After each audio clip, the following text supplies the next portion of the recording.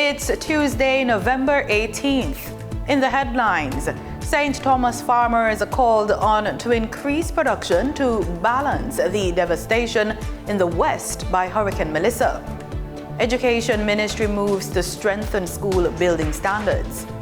In business news, a call for the removal of the 10% tariff on Jamaican exports to the United States. Regionally, Guyana-Belize alliance showcases climate solutions. And in sports, Jamaica takes on Curacao in a crucial World Cup qualifier at the National Stadium. This is the news on PBC Jamaica. I'm Simone Absalom Gale.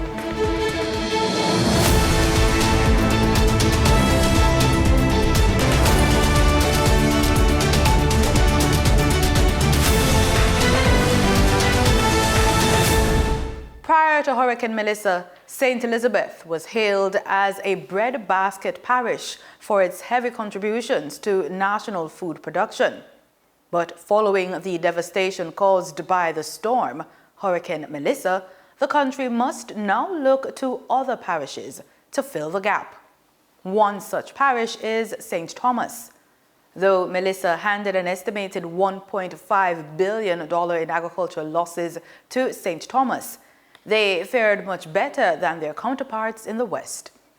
Farmers have already heeded the call of Prime Minister Dr. Andrew Holness to ramp up production.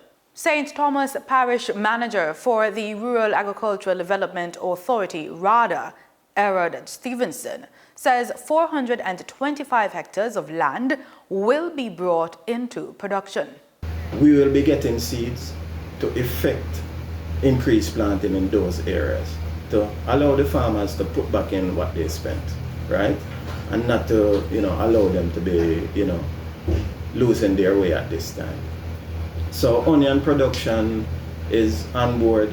He says 19 hectares have been planted since the passage of Hurricane Melissa, and plans are in place to increase vegetable production in the eastern end of St. Thomas. Golden Grove, Winchester, Wheelers Field, Ducking Field, Holland Bay, those areas we're looking for vegetable production, right?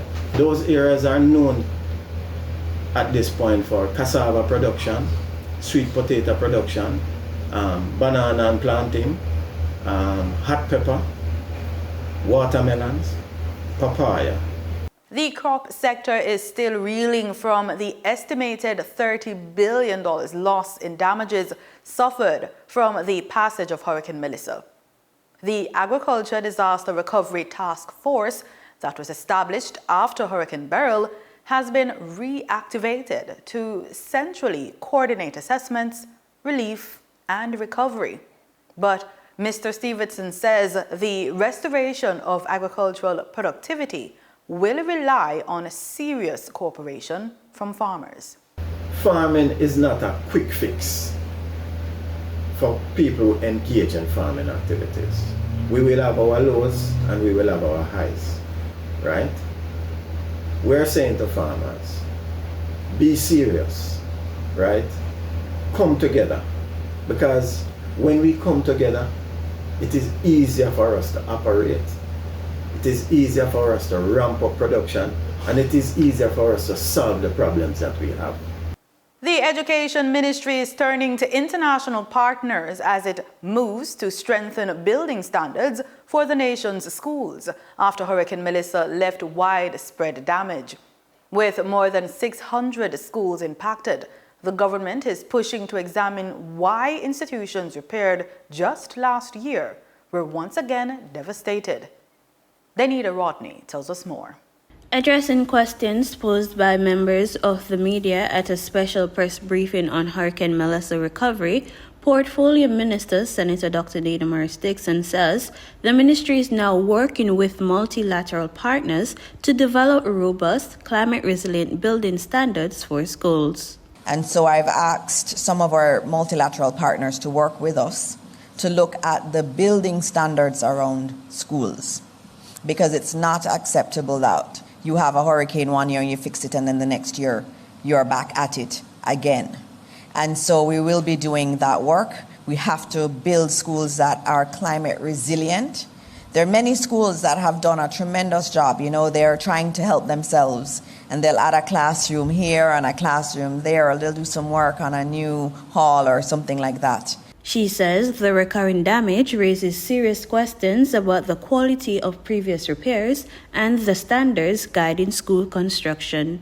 Many of our schools that I've seen that sustained damage, what made me quite unhappy was the fact that last year after Hurricane Beryl, some of those very schools were repaired. And 1 year later, we're back at repairing them. So that raises questions for me about the quality of work that would have been done. And it also raises other questions about standards and the standards of our schools.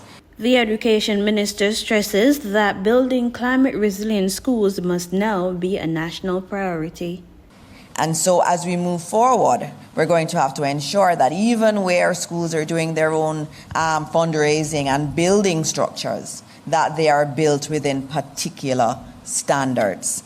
So your question is quite apt, because we have to get climate-resilient schools in our country. With hundreds of institutions affected, the ministry says stricter oversight and stronger construction guidelines are essential to safeguard students and ensure continuity of learning as Jamaica faces more intense climate events. The United Kingdom has sent a 12-person team of general practitioners, nurses, midwives, and logistics experts to Jamaica to deliver life-saving care and support recovery efforts in the aftermath of Hurricane Melissa, with the first clinics opening on Monday in Jacksontown, Ulster Spring, and wait a bit, Trelawney. Backed by the UK government, the team will operate mobile medical clinics across affected regions. The deployment reflects the UK's commitment to harnessing technical expertise to strengthen Jamaica's health system. The team will provide direct health care in communities where facilities have been damaged or destroyed. This includes urgent care for injuries and infections, maternal health needs, and referral of the most serious cases to hospital for further treatment. The risk of food contamination has increased for many Jamaicans following the passage of Hurricane Melissa. Across parishes, widespread outages left refrigerators and freezers idle for days. When refrigeration stops, the delicate balance between food safety is quickly lost. Let's hear more about this from food safety girl Alison Richards.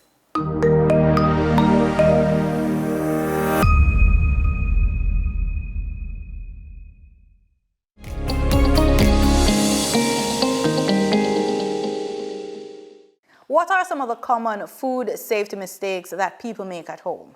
I think number one is forgetting to wash your hands, before preparing food. Another one is sometimes undercooking food and also leaving food out for, extended period of time. That is, I think, a common mistake that we make here in Jamaica, and is particularly important based on the hot tropical climate that we live in. So how can consumers tell if the food is safe to eat or spoiled? Simple, we're using our 5 senses here. So you're looking at the food. If it doesn't look like what it should look like we're looking at bread. If it's white bread, should look white. Shouldn't have anything that is untoward, anything looking black or anything that looks hard, because it's a soft thing. We're feeling. So using ours, we have already looked, we're feeling, we're also smelling. If it smells off, chances are it's off.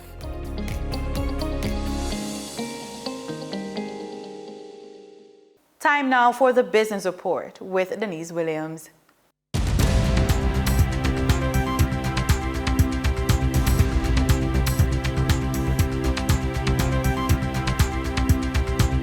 Welcome to today's business report. I'm Denise Williams, here to bring you the stories shaping the financial world and guiding your journey to smarter business decisions.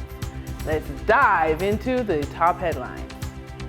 Chief Executive Officer of Jamaican Teas, John Mafood, is calling for the government of Jamaica to ask the U.S. government to remove the 10% tariff on Jamaican exports as part of its contribution to the country's recovery process from Hurricane Melissa. He told RJR News that this is extremely important because of the fallout in the export sector due to the hurricane, which is causing significant pressure on the exchange rate. A removal of the tariff would lead to more merchandise export earnings, which dropped by 6.8% to US $888.2 million during the first 6 months of this year. Mr. Mahfood is also calling for more investment in the country's infrastructure and factories as part of the rebuilding process from the devastation caused by Hurricane Melissa. Companies listed on the Jamaica Stock Exchange report positive upswing in financial results. Proven Group Limited unaudited financials for the 6 months ending September 30, 2025 reports an 80% increase in net profit attributable to shareholders. Caribbean Assurance Brokers Limited unaudited financial results for the 9 months ended September 30, 2025 reports net profit of $25.84 million. Stanley Motor Limited unaudited financials for the 9 months ended September 30, 2025 reports a 29% increase in net profit. Productive Business Solutions Limited unaudited financials for the 9 months ended September 30, 2025 reports net profit attributable to shareholders of US $5.27 million. For the trading period ending November 13, 2025, these were the most actively traded stocks. Trans-Jamaican Highway Limited with 5,089,736 units represented 24.65% of market sales volume. Wigton Energy Limited with 2,811,673 units representing 13.62% of market sales volume. Grace Kennedy Limited with 2,572,647 units representing 12.46% of market sales volume. We now shift our focus to the Forex market rate set by the Bank of Jamaica.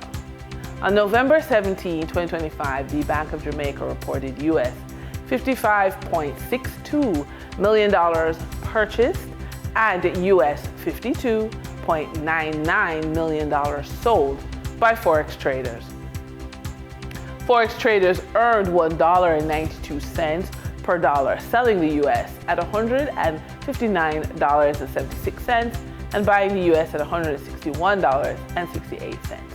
The Canadian dollar netted Forex traders $5.21 per transaction, with selling at $115.67 and buying at $110.46. The British pound yielded Forex traders $4.94 in profits, with selling at $207.41 and buying at $212.35.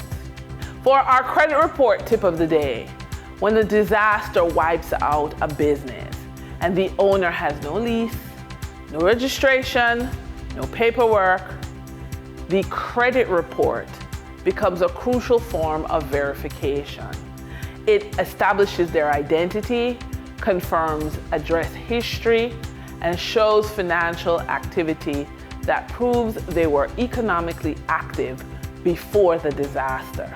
It also reveals business-related spending, which helps lenders and relief agencies understand the nature of their work, even if the business was informal.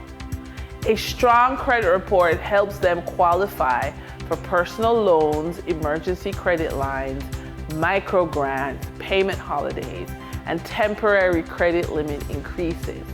It also strengthens application for government and NGO relief programs by offering alternative proof of financial responsibility. Most importantly, it provides a foundation to access capital quickly and eventually transition into formal business structures once they're stable again.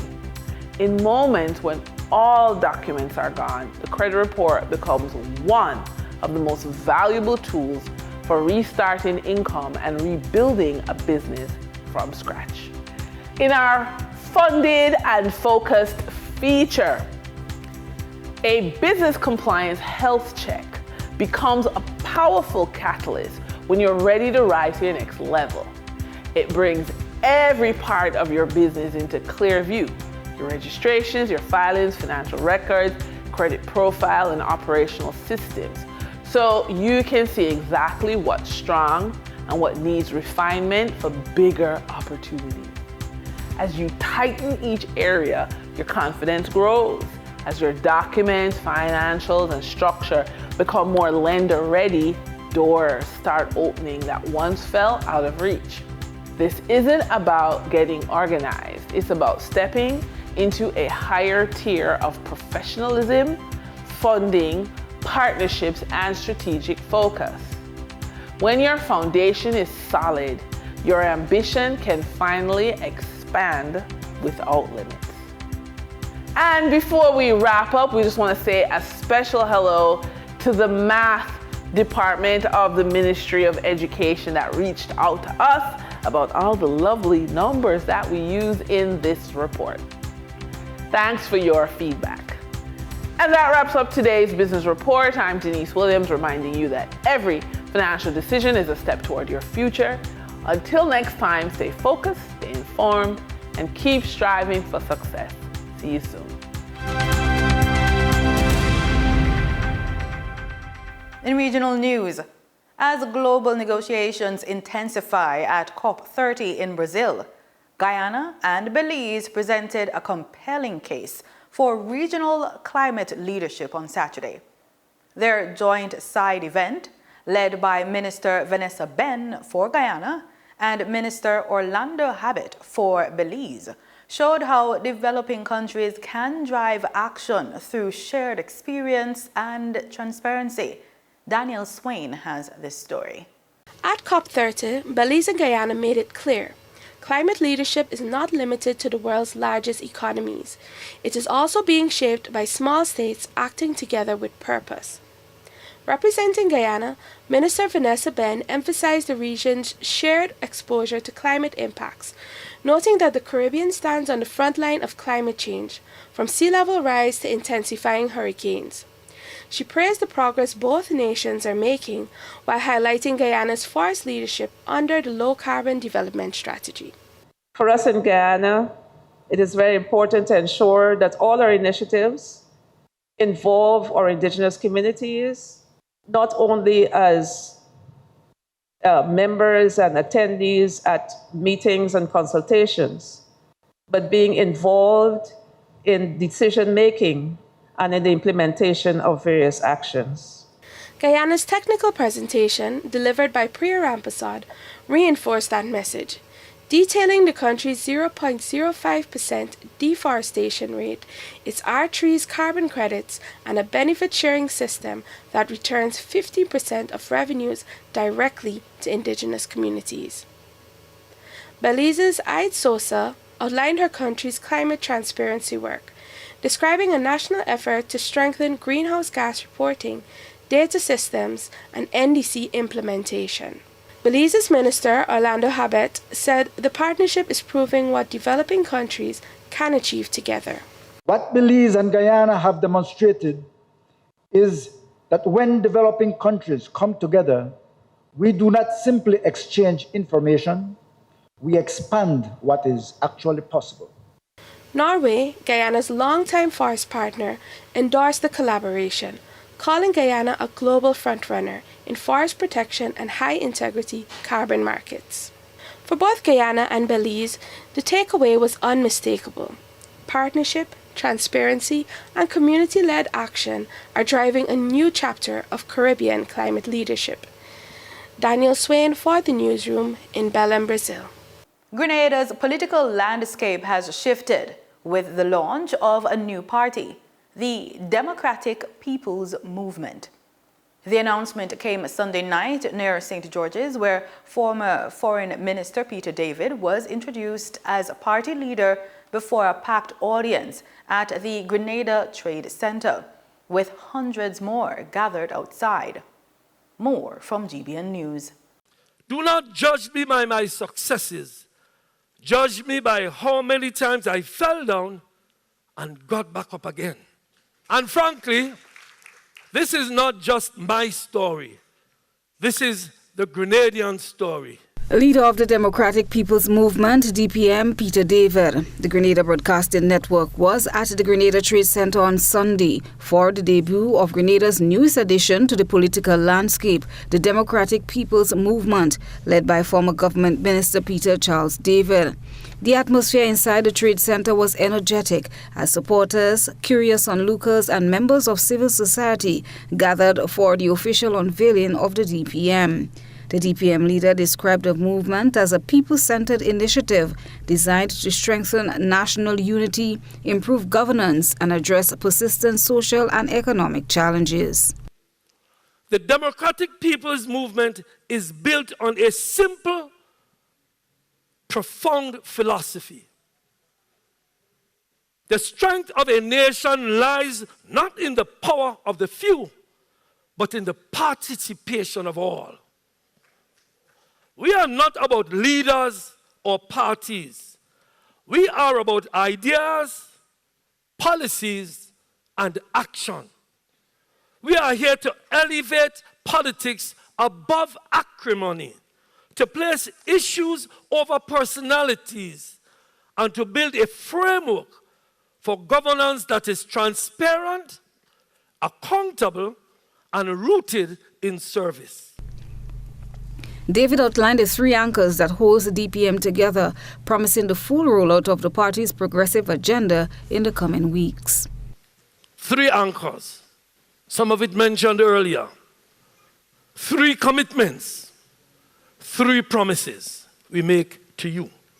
First of all, work that pays and stays. Under the PAE program, every young person in Grenada under the age of 35 seeking to acquire their first home shall be granted a down payment grant. $35,000 for a single person, $50,000 for a married couple. The second pillar, food that feeds us. We cannot win the fight against the cost of living unless we win the fight for national food security. We must empower our farmers and fisherfolk, making the commitment to agricultural revitalization a national priority, not a political afterthought. Healthcare that reaches you. A great society is measured by how it cares for its most vulnerable. Healthcare is a fundamental right. I repeat, healthcare is a fundamental right. And this movement will deliver a system defined by compassion, accessibility, and dignity. Ask for your courage. And we know that it takes courage these days to get involved. We ask for your conviction, your willingness to build something that has never existed in Grenada before. They will say that it cannot be done. They will say that we are too small and it's too late. But we say, watch us, look at us. Better yet, we say, join us. Because first we question, then we organize, finally, we move forward together. As the DPN positions itself among Grenada's established political forces, many will be watching closely to see what impact this new organization will have on the nation's political future. Christina John, GBN News.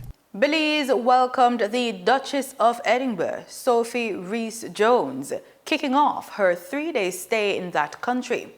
She officially arrived at the Philip Goldson International Airport on Sunday night, where she was received by Prime Minister John Brasinho and Special Envoy for the Development of Families and Children, Rosanna Bresino.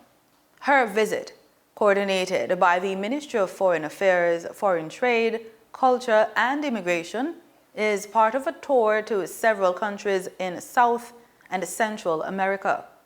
On Monday, the Duchess visited the Belize Council for the Visually Impaired and the House of Culture, as she plans to engage with initiatives focused on eye health, the empowerment of indigenous women, and the preservation of Belize's barrier reef. Their discussions also cover strengthening the bilateral ties between Belize and the United Kingdom.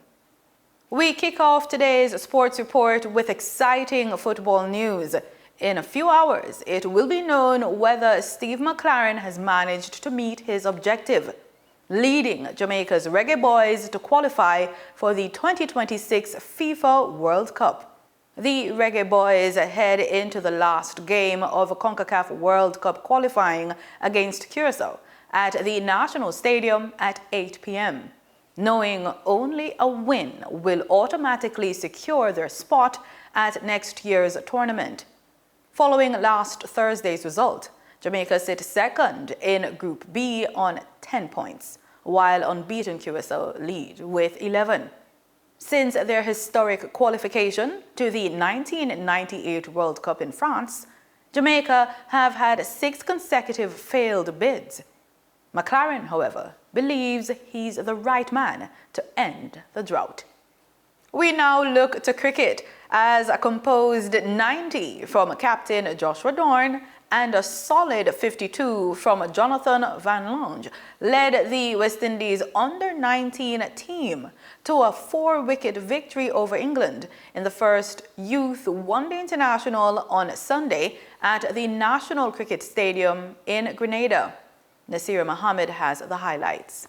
Set 243 for victory, the hosts reached 246 for 6 in 49.2 overs, overcoming early trouble at 49 for 3 and later 105 for 4. Dawn played a captain's innings, top scoring with 90 of 119 deliveries, which included 6 fours and 1 6, while Van Langer contributed a vital 52 of 50 deliveries. Their century stand swung momentum firmly toward the Windies before England seamer Jack Nelson briefly revived his side's hopes by removing both set batters in the 47th over. With 23 needed from 20 deliveries, Shaquan Bell delivered under pressure, smashing an unbeaten 19 of 9 deliveries to complete the chase with 4 balls remaining.